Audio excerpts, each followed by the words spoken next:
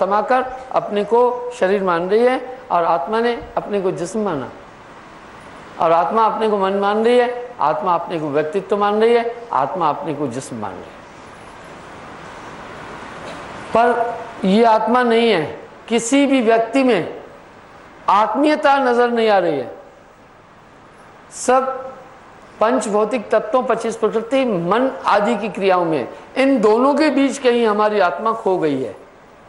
इन दोनों ने मिलकर, मन और माया ने हमारी आत्मा को बांधा है। साहब ने अपनी वाणी में इस मन पर कंसंट्रेट होकर के काफी शब्द कहे हैं। तेरा बैरी कोई नहीं, तेरा बैरी मन, जीव के संग मन काल रहाई, अज्ञानी नर जानत नाहीं। इसका मतलब हम किसी ऐसी ताकत के शिकंजे में हैं और हम अपने ओरिजिन, अपने देश, अपने स्थान को नहीं समझ पा रहे हैं। साहब ने अपनी वाणियों में कहा, चल हंसा सतलोक छोड़ो ये संसारा, ये संसार काल को देशा, कर्म का जाल पसारा है। ये काल पुरुष का देश है। हम सब एक बेगानी दुनिया में जी रहे हैं। ये संसार नाशवान है, 5 तत्व का बना हुआ है, और ये तन अच्छा नहीं है। जो शरीर के सुख के लिए हम सब चेष्टाएं कर रहे हैं, ये सच्चा नहीं है। ये तन विष की बेलरी, गुरु अमृत की खान, शीश दिए जो गुरु मिले तो भी सस्ता जान। ये शरीर नित्य भी नहीं है, अनित्य है। आत्मा नित्य है और आत्मा का लोक भी नित्य है। ये संसार भी अनित्य है, शरीर भी अनित्य है। आत्मा यहाँ विशाल दुखों को प्राप्त कर रही है, और जो हम छुटकारे के लिए चेष्टाएं कर रहे हैं वो नाकाफी है। इनसे हमारा छुटकारा भी नहीं हो सकता है। साहब ने आकर समाज को एक बेहतरीन दिशा दी।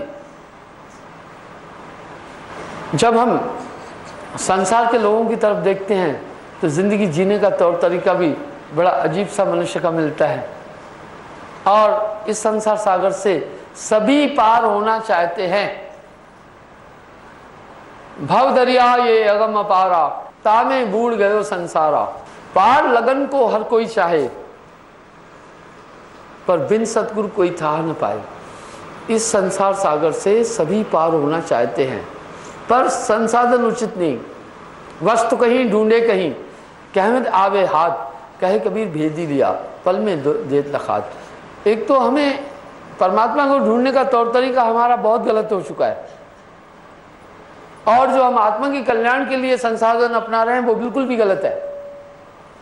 वस्तु कहीं ढूंढे कहीं, कहमत आवे हाथ, कहे कबीर भेज ही लिया पल में देत लखात। वाह! कबीर साहब ने अपनी वाणी में जनसाधारण को जगाने के लिए सहज वाणी का प्रयोग किया। मुँह को कहा, ढूंढे रे बंदे मैं तो तेरे पास में, नाम में जप में, नाम में तप में, नहीं योग संन्यास में। देखते हैं विविध तरीकों से ये मानव परमात्मा की खोज कर रहा है। कोई क्रियाओं में, कोई दान में, कोई पुण्य में, कोई यज्ञ में, कोई तीर्थों में, कोई तप में, कोई व्रत में, कोई क्रियाओं में। सच्चाई ये नहीं है। हमारे धर्मशास्त्रों ने भी परमात्म तत्व का इशारा किया कहीं आत्मा के अंदर। उसके बाद भी हम उस निरुपाधिक तत्व को अनात्म पदार्थों में क्यों ढूंढ रहे हैं? कहीं भ्रमित भी किया जा रहा है मनुष्य को। संतों ने आकर सतर्क किया, वस्तु कहीं ढूंढे कहीं, कहे में दावे हाथ, कहे कबीर भेदी लिया पल में देत लखात। कस्तूरी कुंडल बसे मृग खोजे बनमाए, ऐसे गट साइया मूर्ख जानत ना है। चीज़ कहीं हम उसे कहीं ढूंढे तो हम नहीं उसे प्राप्त नहीं कर पाएंगे। कहीं हम रूढ़वादी मान्यताओं के घेरे में गिरे हुए हैं। साहब ने आकर किसी व्यक्ति को, साहब ने आकर किसी जाति को, किसी धर्म को, किसी बरादरी को नहीं जगाया, व्यक्ति को जगाया, हर आत्मा को जगाया। संतों की शिक्षा मानव को जगा रही है, जाति बरादरी को नहीं जगा रही है, हर एक मानव को जगा रही है। बड़ा व्यापक दृष्टिकोण है उनका, संकीर्ण नहीं। ये परमात्म तत्व आपसे कहीं भी दूर नहीं है, और अनात्म पदार्थों में मनुष्य परमात्मा की खोज कर रहा है, और अपने कल्याण के लिए जो संसाधन और मार्ग सूत्र अपना रहा है वो नाकाफी, अनित्य है, वो ठीक नहीं है। भाइयों, फिर वो कैसा देश है? आत्म तत्व कैसा है? ये आत्म तत्व इन सब के बीच में, मोह और माया के बीच में उलझ के रह गया, और हमारा ढूंढने का तरीका भी इंसान का बड़ा विकृत हो गया। अलग अलग तरीकों से, कोई कर्म में, कोई यज्ञों में, कोई तीर्थ में, कोई मूर्त में, कोई पाहन में, कोई कहीं, और कोई क्रियाओं में परमात्मा को ढूंढ रहा है। साहब ने कितनी स्पष्ट वाणी में एक बात कही, माला पत्थर पूजा लक्कड़ तीर्थ है सब पानी, कहत कबीर सुनो भाई साधो चारों वेद कहानी। उन्हें वेद की निंदा नहीं कर रहे हैं, वेद हमारा भेद है, हम वेदों के माँ हैं, पर जिस वेद में मैं रहूं वेद उजागरत ना है। को कहे वेद झूठा, वो झूठा जो वेद न विचारा। किसी शास्त्र की कभी साहब ने निंदा नहीं की, वर्ण इतना कहा कि इनकी पहुंच कहाँ तक है, बड़ा साफ कहा। साहब ने उस तत्व की बात कही, वो आपके अंदर उस देश की बात कही, संतो सो निज देश हमारा, वाह मरहमी होए सो जाने संतो ऐसा देश हमारा। कैसा देश हमारा, बड़ा निराला। कह रहे हैं जहां जाए फिर हंस ना आवे भवसागर की धारा। उस देश में हम पहुंचे तो फिर दोबारा इस संसार सागर में नहीं आना होता है। तो क्या सरगुण निर्गुण भक्तियों में इसका कहीं उल्लेख है क्या? नहीं, इसमें तो पुनर्जन्म की बात है। चारों तरह की मुक्ति सरगुण निर्गुण भक्ति से प्राप्त होगी, सच है, लेकिन चारों से पुनर्जन्म की प्राप्ति होगी।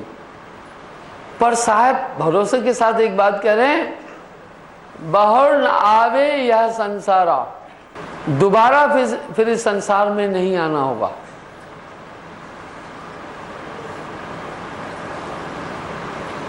दोबारा इस संसार सागर में नहीं आना होगा।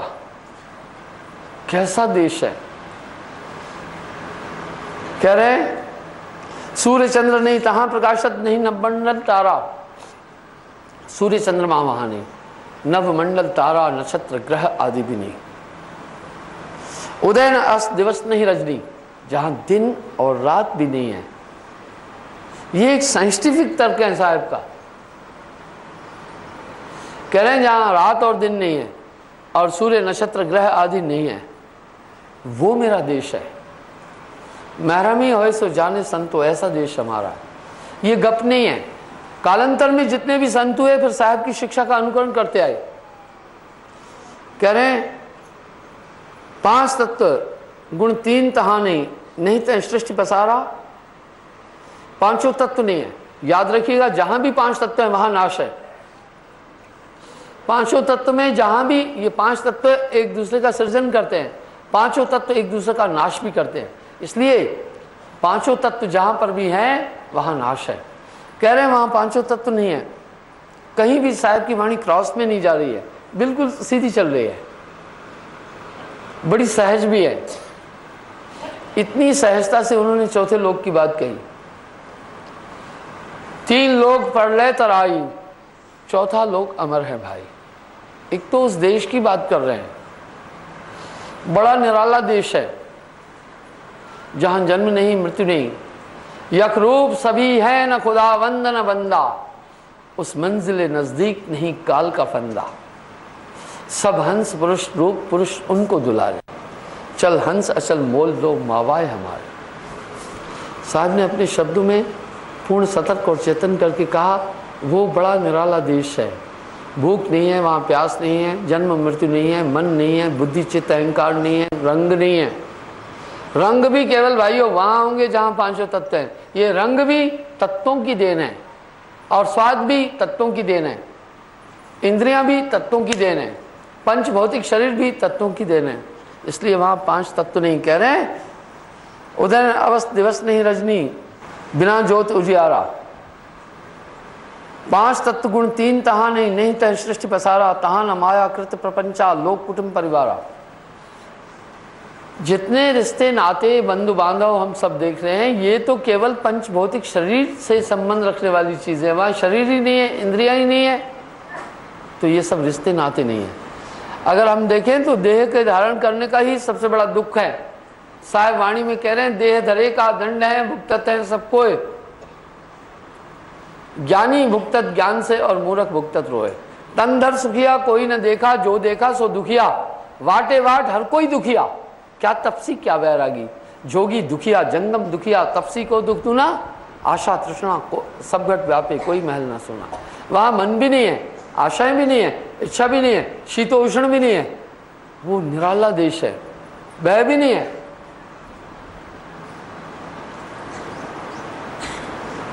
तहाँ न माया कृत प्रपंचा, लोक कुटुंब परिवारा, सुधा तृष्णा नहीं तह शीत उष्ण, तह सुख दुख नहीं संचारा। सर्दी गर्मी नहीं, और काया न होने के कारण, पंचभौतिक शरीर न होने के कारण वहां जन्म और मरण भी नहीं है, और बीमारियां नहीं है, व्याधियां नहीं है। यहाँ इस पंचभौतिक शरीर में हर एक आदमी रोगी है। इस कलयुग में यूरिया का भोजन इस वर्तमान युग में आदमी खा रहा है और पाप कर्म कर रहा है, छल कपट कर रहा है, इसलिए इस युग में सबके पास में रोग भी है। पाप के कारण शरीर में रोग भी है, असावधानी के कारण शरीर में रोग भी है। साहब कह रहे हैं वहां रोग नहीं है, किसी भी किस्म का रोग नहीं है। व्याधि रोगों को कहते हैं, ऊंच नीच नहीं, कुल की मर्यादा, आश्रम वर्ण विचारा, वहां वर्ण नहीं, न कोई स्त्री है न वहां कोई पुरुष है। जहाँ से हंसा आया अमर हैं वो लोकवा, ब्राह्मण नहीं, क्षत्रिय नहीं, शूद्र और वैश्वा, शेख नहीं, सैयद नहीं, मुगल और पठनवा। जैसे हिंदुओं में 4 वर्ण है, ब्राह्मण क्षत्रिय वैश्य शूद्र, मुसलमानों में भी शेख सैयद मुगल पठान 4 वर्ण। कह रहे वो वहां नहीं है। धर्म अधर्म तहाँ कछ नहीं, संयम नहीं आचारा, पाप पुण्य दोनों नहीं। ये पाप पुण्य दोनों, शुभ अशुभ कर्म दोनों मन से उत्पन्न होते हैं। इन दोनों का कारक अभीष्ट करता मन है, इसलिए वहाँ मन बुद्धि चित्त अहंकार नहीं, इसलिए इच्छाएं नहीं है। सुख और दुख की उत्पत्ति इच्छाओं से होती है। जब इच्छाओं की पूर्ति है वही सुख है, इच्छाओं की अपूर्ति का नाम दुख है। आपने इच्छा की कि मेरा बेटा डॉक्टर बन जाए, बन गया तो सुख मिला, नहीं बना तो दुख। तो बेटा डॉक्टर बना कोई बड़ी बात नहीं थी, ये तो भौतिक चीज़ थी। तो मन सुख किसको मिला? मन को। इसलिए सुख और दुख की अनुभूति से भी आत्मा नितांत परे है। आत्मज्ञान की तरफ अगर हम चलते हैं, बड़ी स्पष्ट सी बात आ रही है। ये सब चीज़ें नहीं, आत्म तत्व नज़र नहीं आ रहा है।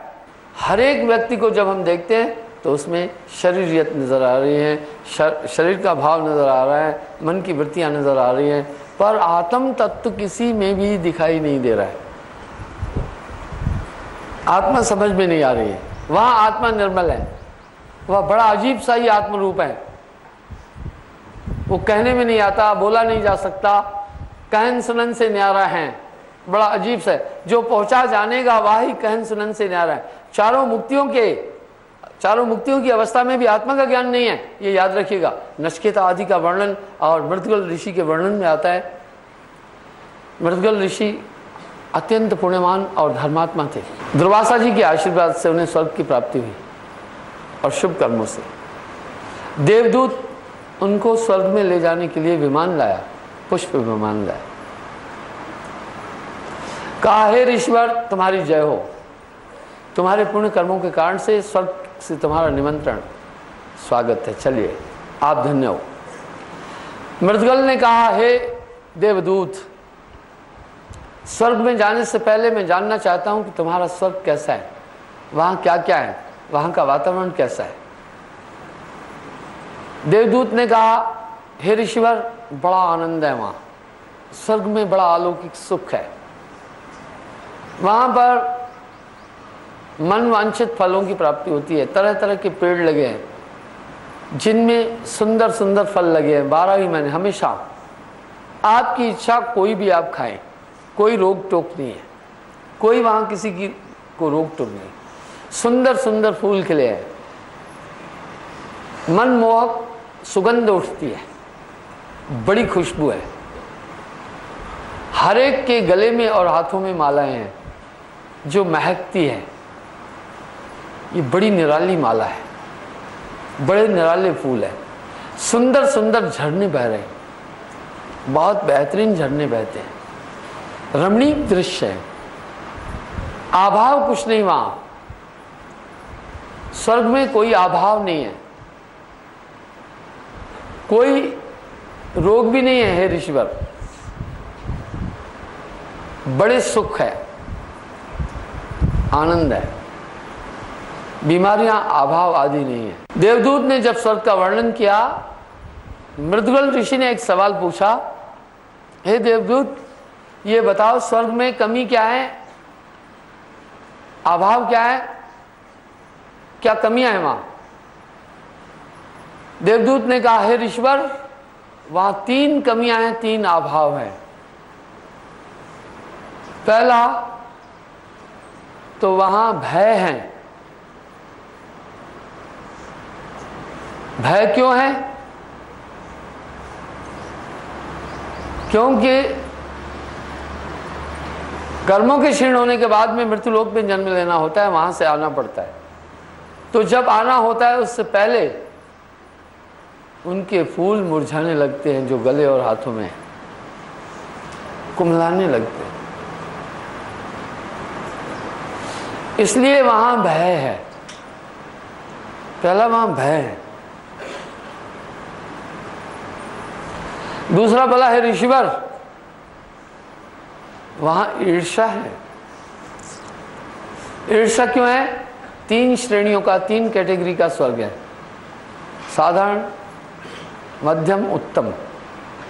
तो जो साधारण और बाकी स्वर्गों में है वो देखते रहते हैं कि उनका वैभव हमसे अच्छा है, उनका रहन सहन हमसे अच्छा है, वो उनको और सुख है। जैसे यहाँ भी देखते हैं ना, गरीब, मध्यम, उत्तम, इसी तरह वहाँ भी 3 कैटेगरीज है। बोला, हे ऋषिवर वहाँ ईर्ष्या है। और तीसरा, स्वर्ग में मनुष्य केवल अपने कर्मों का भोगने के लिए जाता है, वहाँ कोई भी आगे की उन्नति नहीं है, वहाँ कोई भी तरक्की नहीं है। मेरे साहिब की क्या शान है, रोशन ये सकल जहान है। मेरे साहिब की क्या शान है, मेरे साहिब की क्या शान है, रोशन ये सकल जहान है। मेरे साहिब की क्या शान है। साहिब मेरा, मेरा साहिब मेरा।